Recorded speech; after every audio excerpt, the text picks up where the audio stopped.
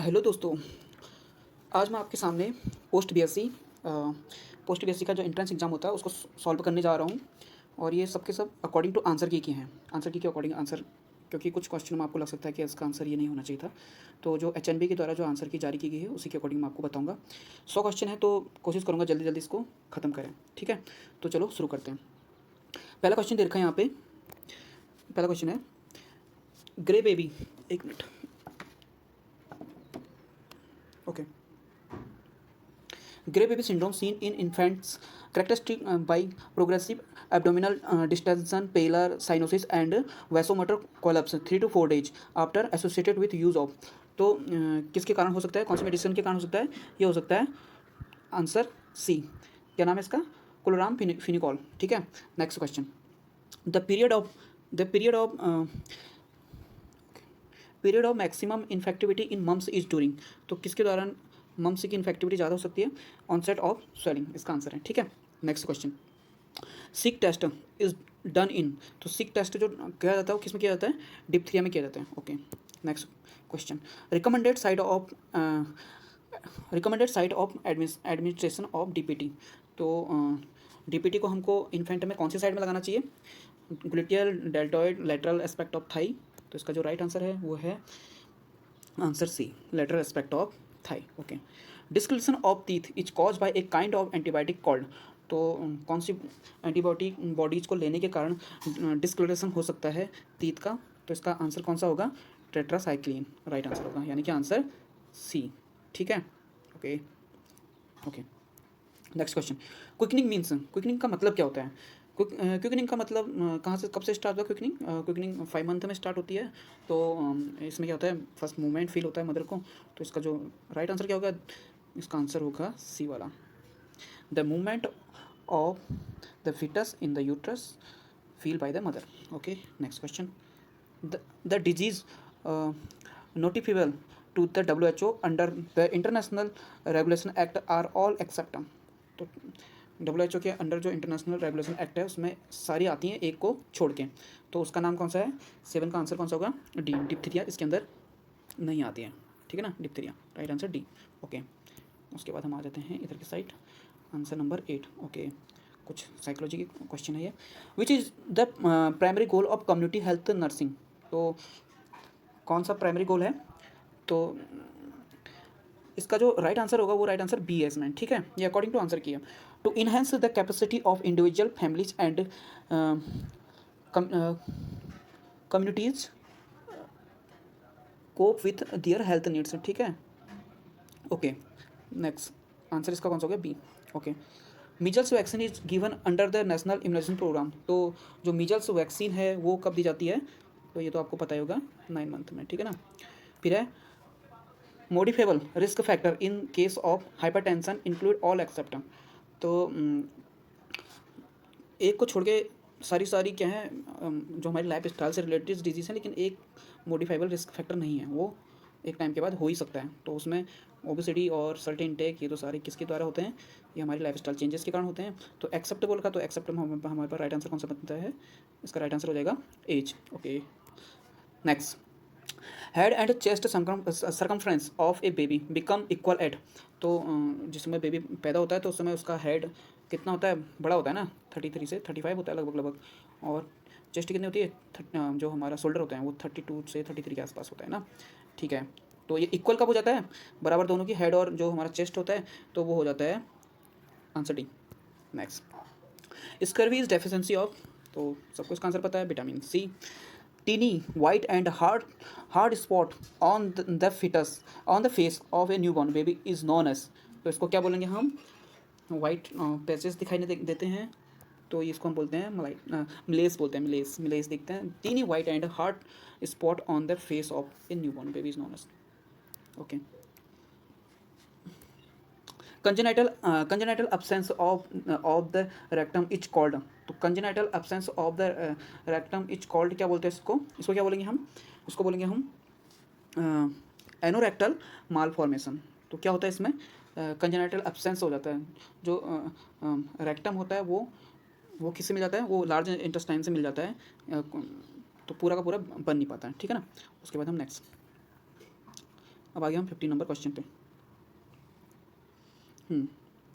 Question क्या है, among the following communicable disease is, तो इन सब में जो बीमारी एक इंसान से दूसरे इंसान को फैल सकती है तो वो कौन सी है, ट्यूबरक्लोसिस कम्युनिकेबल डिजीज। ठीक है, उसके बाद हम बात करते हैं toddler child is between the age of, तो ये तो सबको ही पता है, टॉडलर टॉडलर कितना होता है जी, 1 से लेकर 0। तो नेक्स्ट टाइम हो सकता है क्वेश्चन आपका क्या जाए, इन्फेंट किसे बोलते हैं या फिर स्कूल गोइंग किसे बोलते हैं, तो ये आप मेरे को कमेंट करके बताओगे।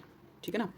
Next, the positive organism of oral thrush is, ठीक है, ओरल थ्रस का पॉजिटिव ऑर्गेनिज्म कौन सा है, तो इसका राइट आंसर क्या हो जाए, candida albicans, candida albicans. Okay, उसके बाद next question, weight is of normal full term baby, तो फुल टर्म क्वेश्चन ये भी आ सकता है, फुल टर्म कब से कब तक होता है, तो 37 से लेके 42 वीक।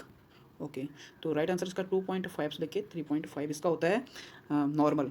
और अगर हम बात करें एवरेजन कितना होता है, 3 kg। Okay, route of BCG vaccine is, तो हम जो BCG वैक्सीन होते हैं वो हम कौन से रूट से देते हैं, उसको हम देते हैं ID इंट्राडर्मल बोलते हैं इसको। किसके साथ मिक्स करके देते हैं, NS के साथ मिक्स करके देते हैं। कितने लोगों को देते हैं, एक बार खोल देते हैं उसको 10 लोगों को देते हैं। कितने घंटे में यूज़ करना पड़ता है, 6 घंटे में यूज़ करना पड़ता है। और कौन सी साइड में देते हैं, लेफ्ट साइड में देते हैं। किसने खोजा था, ट्यूबरकुल बैसिली ने खोजा था, उसकी फुल फॉर्म भी आ सकती है। ठीक है ना। Next question, beri is caused by deficiency of, तो बेरी एक टाइप की डिजीज़ है, तो ये किसके कारण हो सकता है, इसका राइट आंसर हो जाएगा, इसका राइट आंसर हो जाएगा विटामिन बी। तो ये विटामिन बी एक कॉम्प्लेक्स होता है, इसमें अलग अलग डिजीज़ के कारण, अलग अलग डेफिशिएंसी के कारण अलग अलग डिजीज़ हो सकती है, जिसमें B1 B2 B3 B6 B9 B12 आते हैं, तो उनको देख लेने के बाद। ठीक है, इम्पैटिगो इज कॉज बाई, इम्पैटिगो किसके द्वारा होता है, इम्पैटिगो जो कॉज होता है वो होता है हमारा स्टेफिलोकोकस एनुरस के द्वारा हो सकता है, स्टेफिलोकोकस एनुरस के कारण हो सकता है। तो राइट आंसर क्या हो जाएगा इसका, ए। ठीक है, okay, umbilical cord of a baby has, तो अम्बिलिकल कॉर्ड कितने होते हैं बेबी में, तो अम्बिलिकल कॉर्ड की बात करें तो वो कितनी होती हैं, वो होती हैं 2 आर्टरी एंड 1 वेन होती है। तो 2 तो क्या हो जाती है, आर्टरी हो जाती है, 1 क्या हो जाती है, वेन हो जाती है। ओके, उसके अलावा हम अगर बात करें अप टू 4 वीक, तो अप टू 4 वीक, तो उस समय तक कितनी रहती हैं, 2 आर्टरी और 2 वेन रहती हैं। अप टू 4 मंथ है शायद, आई एम फॉरगेट, 4 वीक है 4 मंथ, आप एक बार चेक कर लेना। तो उस समय 2 आर्टरी रहती हैं और 2 आर्टरी रहती हैं और 2 क्या रहते हैं, वेन्स रहती हैं। ठीक है, और जो इसकी बाहर की कवर होती है उसको क्या बोलते हैं, ये देख लेना, वाटरसन करके बोलते हैं कुछ, आई फॉरगेट। ओके, आगे, MMR vaccine is given at, तो MMR वैक्सीन जो है वो देते हैं, कब देते हैं, अकॉर्डिंग टू आंसर की ये है इसका राइट आंसर 15 से लेके 18 मंथ में। ठीक है ना। उसके बाद next question number 24, anterior fontanelle normally close by, तो एंटरनल फॉन्टेनल नॉर्मली क्लोज लिख रखा है इसमें, तो यहाँ पर एक पोस्टेरियर भी आ सकता है, एंटेरियर भी आ सकता है। एंटेरियर से नॉर्मली कितना मानते हैं, 1.5 साल, तो 1.5 साल यानी कि कितना हो गया, 18 मंथ, 18 मंथ में हो जाता है। और अगर हम पोस्टेरियर बोलें तो पोस्टेरियर हो जाता है 1.5 मंथ में, क्लोज होता है 1.5 मंथ में। ठीक है ना। ओके, ठीक है, तो इसका राइट आंसर सी हो गया ना। ठीक है, muscles use for IM vaccine in children is, muscles use for IM, तो हम जब भी IM यानी कि इंट्रामस्कुलर जो देते हैं तो वो कौन सी साइड में देते हैं, वो देते हैं हम वेस्टोलेटरल साइड में देते हैं, वेस्टोलेटरल साइड। तो ये कौन से होते हैं, फ्रंटल साइड होती है थाई में। ठीक है, बच्चे में सबसे ज़्यादा ये देते हैं, और अडल्ट में देते हैं हम कौन साइड देते हैं, ग्लूटियल साइड देते हैं। ठीक है, IM सबसे ज़्यादा। कैपेसिटी भी आ सकती है, मैक्सिमम 5 होती है। ठीक है, 5 ml IM की, और जो इसका असर होता है 15 से 20 मिनट में शुरू हो जाता है इस इंजेक्शन का, IM का। A patient with duodenal ulcer will likely experience, तो किसी पेशेंट को क्या हो रखा है, डुडनल अल्सर हो रखा है, तो वो क्या फील करेगा, तो a patient with duodenal ulcer will likely experience, जो फील करेगा वो फील करेगा, इसका जो राइट आंसर है वॉमिटिंग फील करेगा। ठीक है, वॉमिटिंग फील करेगा। 26 का आंसर क्या हो गया, आंसर सी। ठीक है ना। Next question, normal value of serum sodium, तो normal value of serum sodium कितना होता है, 135 से 145 होता है। इसमें आपसे कैल्शियम की भी पूछा जा सकता है या पोटेशियम का पूछा जा सकता है, तो उनको देख लेने एक बार। ठीक है ना। कैल्शियम का कितना होता है, 8 से 11 होता है वैसे, वो होता है किस में होता है, चलो देख लेने के बाद। नेक्स्ट क्वेश्चन, इसका राइट आंसर ए था 27 का। फिर collection of fluid in pleural cavity is known as, तो इसको क्या बोलेंगे हम, इसका राइट आंसर क्या हो गया, प्लूरल इन्फ्यूजन। प्लूरल इन्फ्यूजन तो जो लंग्स की जो एक सपोर्टिव लेयर होती है, तो उसमें क्या होता है, जो उसकी बाहर की लेयर होती है उसमें एक लिमिटेड अमाउंट तक फ्लूइड रहता है, तो अगर उससे ज़्यादा फ्लूइड भर जाता है तो प्लूरल इन्फ्यूजन कॉज करता है। ठीक है। Normal fasting blood sugar level is, तो normal fasting sugar blood level is कितना होता है, वो होता है 70 से लेके 100। तो राइट आंसर कितना, mg/dl। तो राइट आंसर क्या हो गया, राइट आंसर हो गया सी। अगर हम आफ्टर मील की बात करें तो मील में जो होता है वो होता है 100 से लेके 140 और mg/dl। अगर हम रैंडम की बात करें तो रैंडम कितना होना चाहिए, रैंडमली हमने कभी भी ले लिया तो 125 mg/dl होता है। ठीक है। अगर प्री डायबिटिक बोले हम, प्री डायबिटिक किसको बोलेंगे हम, जो होगा 140 से लेके 200 तक होगा। ठीक है, mg/dl होता है। उसके अलावा 200 से ऊपर होगा तो उसको हम क्या मानते हैं, उसको हम मानते हैं डायबिटिक। 200 mg/dl से अधिक होगा तो। ठीक है। नेक्स्ट नेक्स्ट क्वेश्चन क्या है, bleach discoloration of skin is known as. तो जब स्किन का मतलब स्किन में जो ऑक्सीजन की कमी हो जाती है या वहाँ पर ब्लड का सप्लाई नहीं पहुँच पाता है, तो वहाँ पर क्या होने लग जाता है, जो स्किन है वो ब्लूइश पड़ने लगते हैं, उसके बाद वो नेक्रोसिस हो जाएगी, उसके बाद वो डेथ हो जाएगी, उसके बाद उसको हमको एम्पुटेशन करना ही पड़ेगा। तो इसका जो राइट आंसर होगा कौन सा होगा, साइनोसिस होगा। ठीक है ना। Inflammation of stomach is known as, तो स्टमक का जो होता है उसको क्या बोलते हैं हम, उसको बोलेंगे हम क्या बोलेंगे, गैस्ट्राइटिस बोलते हैं। और स्टोमाटाइटिस भी बोल देते हैं कितने लोग, लेकिन स्टोमाटाइटिस इसका नहीं होता है। स्टोमाटाइटिस किसका होता है, गम्स का, एक बार बता देना मुझे। Anti hyper anti hypertensive drugs, तो एंटी हाइपरटेंसिव ड्रग्स क्या हैं, जो हाइपरटेंशन को कम कर देती हैं, ऐसी मेडिसिन को, उसका नाम क्या है, उसका नाम है एम्लोडिपिन। तो ये एम्लोडिपिन तो हम ये नॉर्मली आप भी दे दोगे, हम भी गवर्नमेंट हॉस्पिटल में इसका यूज़ करते थे। एम्लोडिपिन आती थी वहाँ पे एक। ओके। ठीक है। Next, first choice of drug in myocardial infarction, तो क्या देते हैं अकॉर्डिंग टू आंसर की है हमारा सॉर्बिटेट देते हैं। सॉर्बिटेट ये देते हैं हम नॉर्मली, वैसे सॉर्बिटेट देते हैं ना first drug of myocardial infarction. कितनी जगह हम अलग और दवाई भी देते हैं, लेकिन इसमें आंसर की अकॉर्डिंग ये है। ठीक है, वो इसमें ऑप्शन में भी नहीं है। Dialysis is the part of treatment of, तो डायलिसिस किसका पार्ट है, डायलिसिस कब कराते हैं हम, तो डायलिसिस तभी कराते हैं हम जब क्या हो जाता है, रीनल फेलियर हो जाता है। ठीक है, रीनल फेलियर में हम इसका कराते हैं। Answer B. Inflammation of breast is known as, तो इसको क्या बोलते हैं हम, इसको बोलते हैं मैस्टाइटिस। ठीक है। और बाकी हैं उनको भी आप चेक कर लेना किसको क्या बोलते हैं। जैसे ऑस्टियोमालासिस है, ऑस्टियोमालासिस में क्या होता है, ऑस्टियोमालासिस में जो बोन्स हैं उनका क्या होने लगता है, डिस्कलरेशन होने लग जाता है। ठीक है। वैसे ही ऑस्टियोपोरोसिस होता है, ऑस्टियोपोरोसिस में भी क्या होता है, पोर बनने लग जाते हैं, किसमें, बोन्स में। ठीक है। Okay. Next question, medical condition in which the bones become brittle and fragile from loss of tissue, typically as a result of hormonal changes or deficiency of calcium or vitamins D is known as। तो यहाँ पर अभी इसकी बात कर ही रहे थे हम, तो क्वेश्चन भी आ गई है। तो इसका राइट आंसर क्या हो गया, ऑस्टियोपोरोसिस। ठीक है, राइट आंसर इसका ऑस्टियोपोरोसिस है। ओके, ऑस्टियोपोरोसिस का राइट आंसर। ठीक है। Yellow fever is cause bye, तो येलो फीवर किसके कारण होता है, येलो फीवर जो होता है वो होता है मॉस्किटो के बाइट करने के कारण होता है येलो फीवर। ठीक है ना। ओके। उसके बाद नेक्स्ट क्वेश्चन नंबर कौन सा है, 37 बोला था ना। 37 का जो राइट आंसर क्या बोला मैंने, टी बोला, मॉस्किटोज के कारण होता है। डेंगू इज कॉज बाय, तो डेंगू इसके कारण होता है, ये तो सबको पता ही है। एडिज मॉस्किटो के कारण होता है। ठीक है। One of the emergency drug used during CPR, तो CPR के दौरान हम एक ड्रग्स देते हैं, क्या देते हैं, एफिनेफ्रिन। तो राइट आंसर क्या हो जाएगा, एफिनेफ्रिन, आंसर डी। ठीक है। CPR के दौरान एपिनेफ्रिन क्या करती है, inflammation of joint is known as. Inflammation of joint क्या बोला जाता है, उसको बोलते हैं हम इन्फ्लामेशन ऑफ जॉइंट, उसको बोलते हैं हम अर्थराइटिस बोलते हैं। ठीक है। Okay. Next question 41,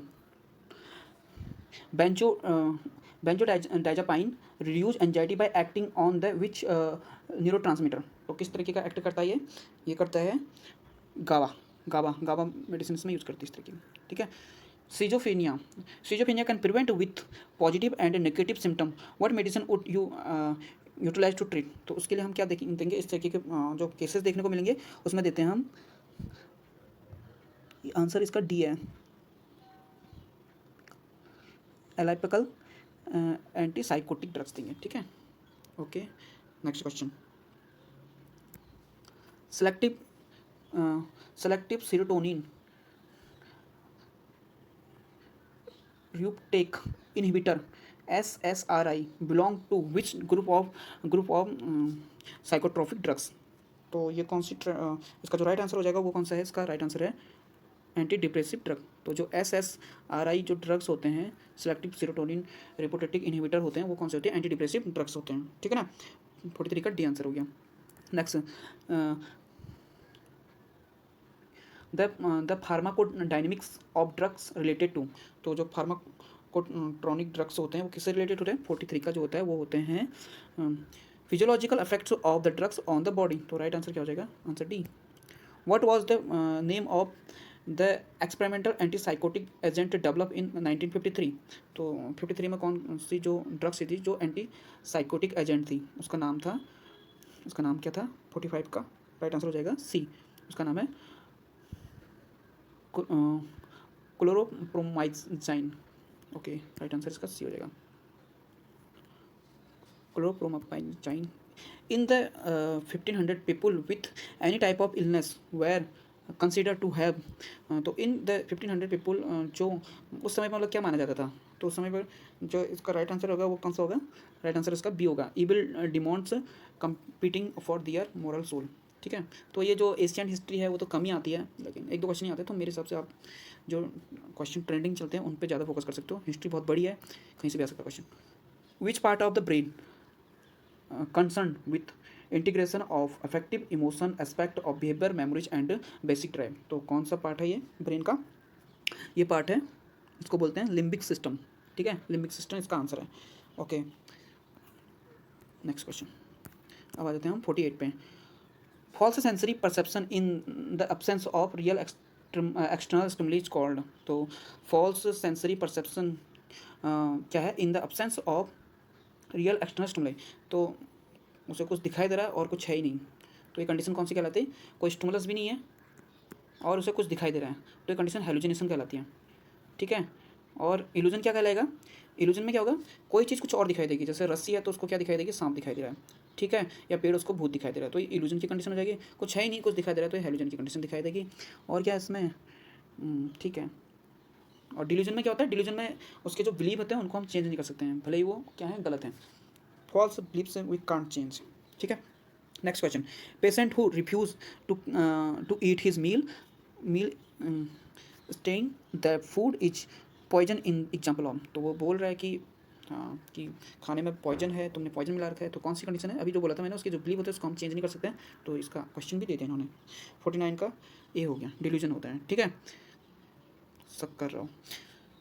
repetitive the movement of another person means repetitive of movement of another person. तो जैसा कोई दूसरा पर्सन मूवमेंट कर रहा हो इसी तरह को वो रिपीट कर रहे हैं, तो ये साइकोलॉजी से क्वेश्चन आ रखे हैं, तो इसको क्या बोलते हैं हम?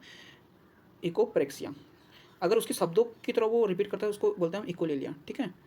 नेगेटिव जो है उसमें कन्फ्यूजन होता है पॉजिटिव और नेगेटिव के बीच में, तो इसका राइट आंसर कौन सा है? राइट आंसर इसका है डी। तो अभी मैंने 50 क्वेश्चन आपको बता दिए हैं, अब इसमें ज़्यादा स्पेस नहीं है, तो इसलिए मैं अभी 50 से लेकर आगे के लिए पार्ट 2 बना रहा हूँ, ठीक है। तो पार्ट 2 के लिए आप उसमें देखें, तब तक के लिए नमस्कार, जय हिंद।